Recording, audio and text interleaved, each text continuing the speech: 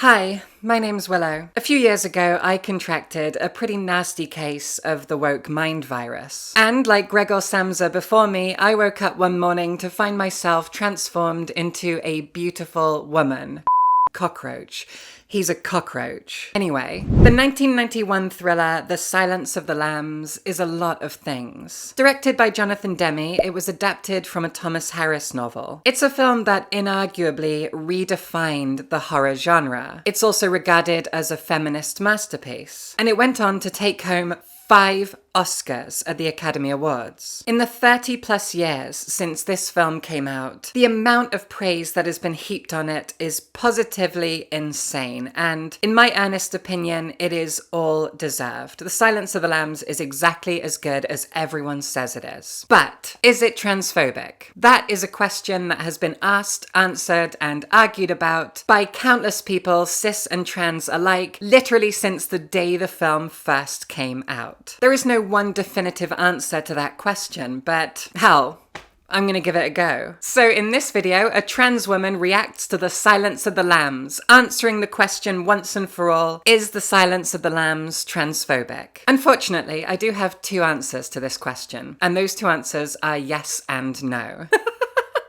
Great start, Willow. Stick with me. Art is not created in a vacuum. The people who create any work of art have a vision, and they have been inspired by the world around them, hence no vacuum. But also, once any piece of art, be it a film, a book, a video game, an album, etc., has been put out into the world, it also doesn't grow in a vacuum. It takes on a cultural identity, and The Silence of the Lambs has certainly done that. Which means there are 2 key things to consider when discussing a work of art. Intention and perception. What was the art intended to be by those who created it? And how has it been perceived? Or what has the impact of the art been on the audience, on the general public? When thinking about these 2 things, it is my personal belief that The Silence of the Lambs was very much not created as a transphobic piece of art, and I will explain that in a moment. However, and this is very crucial, I do believe it has left a transphobic impact on the general public, and I'll explain that as well in due course. The Silence of the Lambs, published in 1988, was Thomas Harris's second Hannibal Lecter novel. His first Hannibal Lecter novel was published in 1981, and it was titled Red Dragon. In 1986, that novel was adapted into the film Manhunter, directed by Michael Mann. He's not the man being hunted, though. Then, in 1991, we see the release of the film adaptation of The Silence of the Lambs, The Silence of the Lambs, directed by Jonathan Demme and starring Jodie Foster as Clarice Starling. Now, in this Arrow video version of The Silence of the Lambs, not sponsored, but open to it, the special features include 2 fantastic essays. The first is titled Through Her Eyes, and it was written by critic Justine Perez Smith. In this essay, Justine Perez Smith talks about how the movie's combination of writing, performance, camera perspective, and cinematography leads us on a wonderfully intimate and feminist journey through the perspective, through the life, through the journey, through the experiences of Clarice Starling. I have to keep saying her name like that because growing up, I thought her name was Clarice Darling, because all the way through the film they say Clarice Starling, and I just heard darling. Anyway.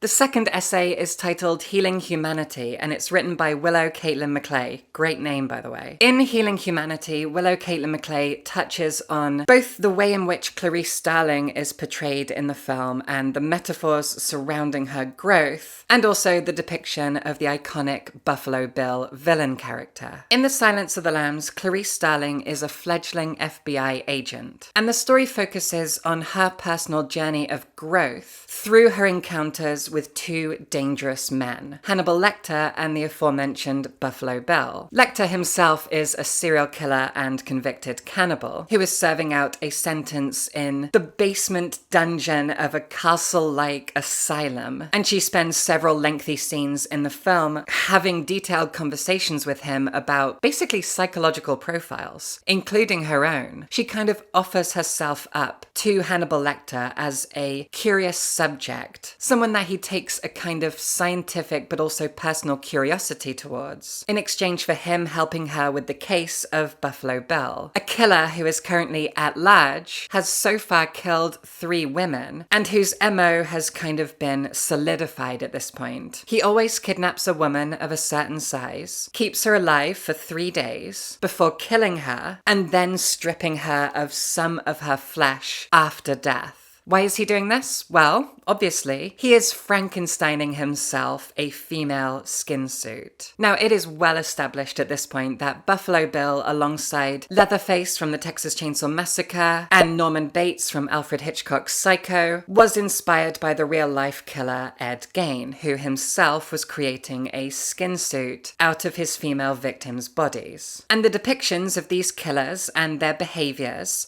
and the inspiration of Ed Gein has all led to conversations around transphobia. This was recently covered in an incredible video by Girl on Film. She is probably my current favorite YouTuber. I'm a big fan of what she does. I'll tell you what's actually transphobic is this fucking heatwave. Now, I think the most obvious way to answer this question is to address what is said in the film directly to the audience. At the movie's halfway point, while having her second conversation with Hannibal Lecter, Clarice uses the word passive to describe trans people. There's no correlation in the literature between transsexualism and violence. Transsexuals are very passive. She says that Buffalo Bill's behavior, his MO, none of it lines up with the kind of psychological profile of your typical trans person. To which Hannibal Lecter agrees and says that's because Buffalo Bill isn't trans. He thinks he is. Billy is not a real transsexual. But he thinks he is. He tries to be. He spells out for Clarice and for the audience that Buffalo Bill was a monster created by society. He is someone with an identity crisis. He is someone who has been marginalized and shunned. He doesn't know who he is. He carries a lot of pain. And so he desired change, transformation. He developed an intense urge to change what he is, even going so far as to surround himself with the symbolism of change. Importing death's head moths from Asia and shoving their chrysalises down the throats of his victims as a calling card to represent change, transformation. And on a macro scale, the film doubles down on this theme of transformation, with the main character of Clarice blossoming as the story goes on. The Silence of the Lambs, after all, is a story about growth, change, and transformation. So both the author, Thomas Harris, and the director of the film, Jonathan Demme, have reasonably gone out of their way to make sure that the audience knows this is not a transphobic story. Buffalo Bill is not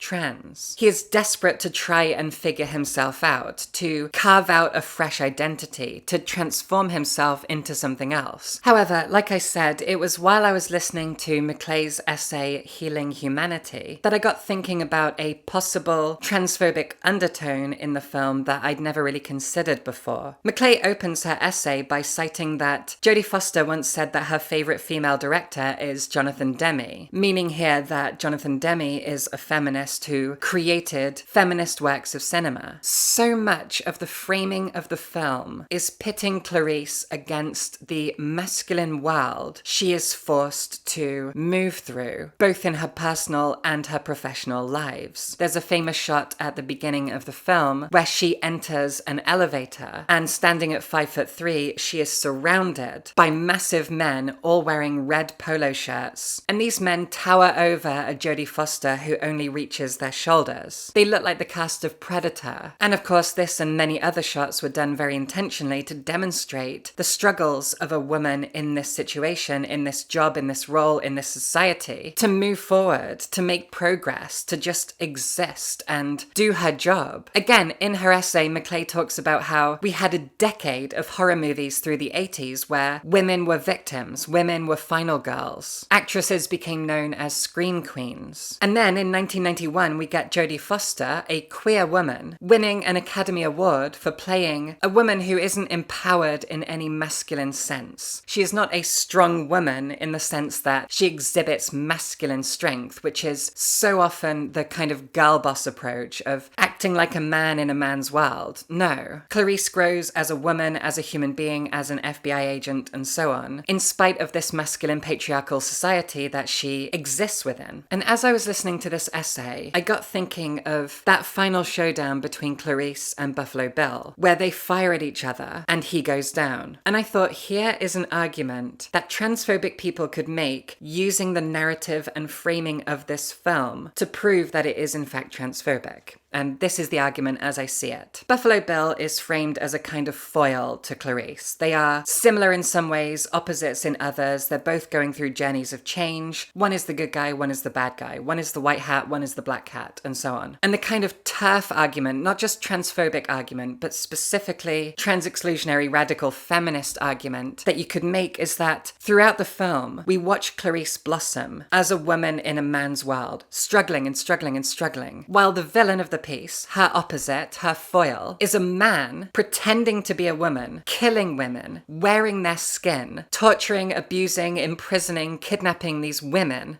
I said all of that in reverse. And ultimately, the real true woman who has shown her strength and her convictions and her talents and everything else, she guns him down. She takes out the fake woman. She destroys the trans-identifying male, or whatever J.K. Rowling calls us, thus winning a victory against patriarchy for real women everywhere. That's the transphobic argument as I see it. And I think it's a relatively sound argument, honestly. So in that way, you can definitely argue that Silence of the Lambs is transphobic. But I still don't think so. Because if we go back to what Hannibal Lecter said, that not only is Buffalo Bill not trans, but he's also someone who has been let down by societal systems and regulations and bureaucracy. I guess me referencing Kafka earlier wasn't just a throwaway joke. I mean, it was, but it worked out because I'm clever. Lecter has a hunch that Buffalo Bill has probably been to at least one gender reassignment specialist in order to try and get the operation or to get hormones or whatever, and was rejected and was pushed into the role of monster by being rejected by society. The systems of medicine and psychiatry have failed him. He is an ostracized human being who has been pushed into the monster role. Now, this all sounds very The Joker 2019, and that way leads to a kind of incel ideology of white men being the real oppressed victims and blah blah blah, and maybe there's a fun argument to be made there as well. That Buffalo Bill is in fact a 1991 incel, pushed into believing that he's a trans woman because he's so desperate for change, desperate to be accepted by society, to be seen, to be understood. I mean, he's a complex character who is left vague enough for us to have these kinds of theories and conversations around his motivations, his behaviors, his psychological profile. All of this is worth considering. Is there an incel argument for Buffalo Bill? Yeah, I think so. And the incel to trans woman pipeline is a thing as well. As was once talked about by Philosophy Tube, a lot of trans women before they come out will move themselves into more masculine roles, like joining the army or the police force, in an attempt to shut down those thoughts of femininity and push themselves in the opposite direction. Push it down, suppress those thoughts, do something masculine, start going to the gym, work out, get buff, all of that stuff, which I've been doing anyway because being buff is hot. And I only started going to the gym once I transitioned because I realized I wanted to look buff and feminine. Ladies, you can have it all. So, to recap, both the author of the novel and the makers of the film went out of their way to make sure that audiences understood that Buffalo Bill is not trans, that he does not reflect the trans community, that he misunderstands and has misdiagnosed himself, and therefore there's no transphobia here, right? Well, as I said at the beginning, the problem isn't just with the intention of the filmmakers, but how the film has been received and perceived and turned into a pop culture relic over the past 30 plus years. And the filmmakers cannot control that. You don't know how a piece of art is going to be received and what kind of impact it's going to have. And back in the 90s, cinema was famously transphobic. I mean, just look at Ace Ventura: Pet Detective, a film with an infamously transphobic ending. I mean, I remember watching that film when I was like 10 years old and going, that's horrible, that's cynical. I remember thinking that when I was 10, probably not the word cynical, but I can still remember how I felt when I saw that shot of Jim Carrey throwing up and then all the other men throwing up when they realized that this woman is a man. And I remember looking at her and going, she's pretty though. She's a woman. Looks like a woman to me. I was 10 and I was like, there's something really messed up with this. It was making me uncomfortable. It made me feel itchy dirty and gross. And then several years later, I saw The Silence of the Lambs and I didn't get that feeling from it. Instinctively, I did not see Buffalo Bill as problematic. But that's just me. The broader cultural impact is what's important here. And has the character of Buffalo Bill, a serial killer villain who is depicted as genderqueer, who is described as a homosexual, and someone who believes himself to be transgender,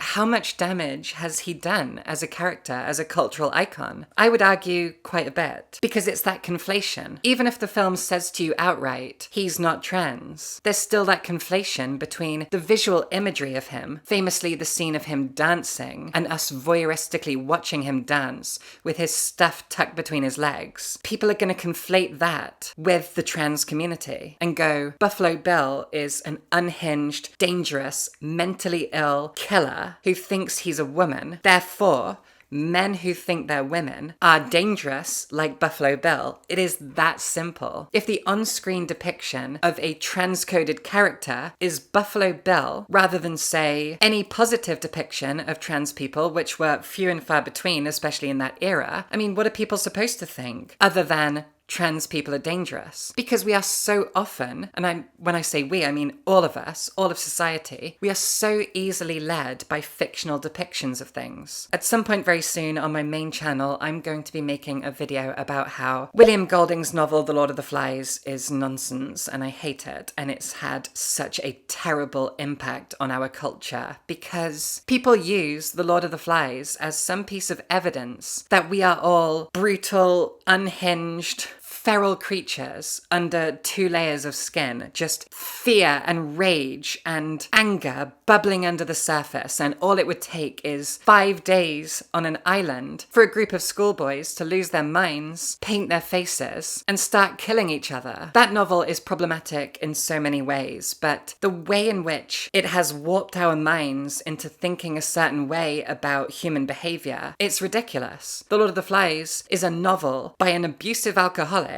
who wrote a bad book that gets studied in school. I had to teach it when I was a teacher. It's dreadful. It's toxic. It's a waste of time. But people treat it like it's a non-fiction text that proves a certain thing about human psychology and human behavior. It doesn't. And in that way, The Silence of the Lambs has the same cultural impact, has the same power over us. If you lived through the 90s and you never saw trans people out in the world, at least as far as you knew, because you don't always know if someone's trans, and you never saw any positive depictions of trans people in music and films and books and so on, and instead all you had was the real-life serial killer Ed Gein and 3 terrifying characters that he inspired, Norman Bates, Leatherface, and Buffalo Bill, I mean, this is bad. It's really bad. Yes, I do think Buffalo Bill had a terrible, negative cultural impact. Do I think that The Silence of the Lambs is transphobic? No. Do I think it's left a potentially damaging impact on the trans community? Yes. I think it's probably done more harm than good to our community. But do I think it's a transphobic film? No. It goes to show the difference between what a work of art is